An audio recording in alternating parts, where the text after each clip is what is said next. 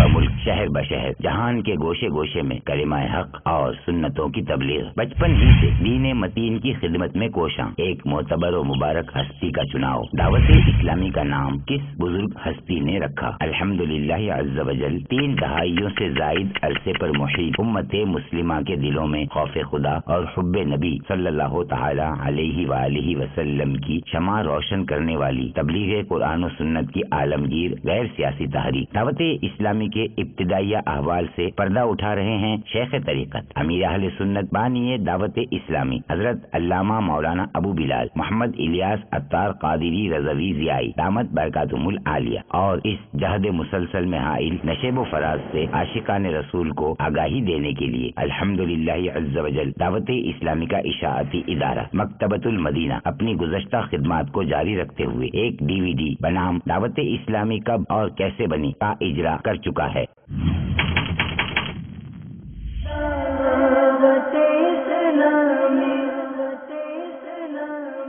دعوت اسلامی سے پہلے آپ کا انداز زندگی کیا تھا؟ کبھی کوئی انجمن کبھی کوئی انجمن، مجھے لڑکے مارتے بھی تھے، میرا کوئی داد فریاد کرنے والا نہیں۔ میمن تو بیپاری ہوتا ہے، آپ نے مسجد کو پکڑ لیا۔ سبزیاں بیچنا، پھل بیچنا، کیا یہ کاروبار نہیں؟ دعوت اسلامی بنی کیسے؟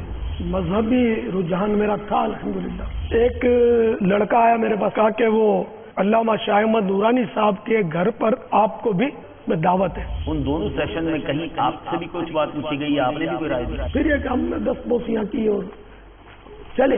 یہاں کہیں آپ کا ذکر نہیں، دعوت اسلامی آپ کی یاد آ گئی؟ مجھ سے فرمان لے کے میاں الیاس، ہمارے ماموں ارشد القادری کہہ رہے تھے کہ میں الیاس قادری کو دعوت اسلامی کا امیر بناؤں گا۔ کہاں کا بنایا؟ کراچی کا۔ معاملہ آگے کیسے چلا؟ ایک مکتوب ملا، مبلغ اسلام حضرت علامہ شاہ احمد نورانی صاحب کی خدمت نازل ہوا۔ کوئی لیٹر لکھ کر دیا گیا آپ کو کہ آپ دعوت اسلامی کراچی کے امیر ہیں؟ میں بانی کہاں بولتا ہوں اپنے آپ کو، نہ میں بانی ہوں نہ مجھے بانی بولو بھائی، میں خادم دعوت اسلامی۔ یہ بھی دیکھا گیا کہ جب آپ کی مخالفت ہوئی کچھ دنوں کے بعد میں وہ شخص کو کوئی نہ کوئی طریقے سے تکلیف پہنچتی ہے۔ خدا کی قسم میں نے اپنے طور پر کچھ بھی کام نہیں کیا، اگر کچھ کیا تو میرے رب نے مجھ سے لیا،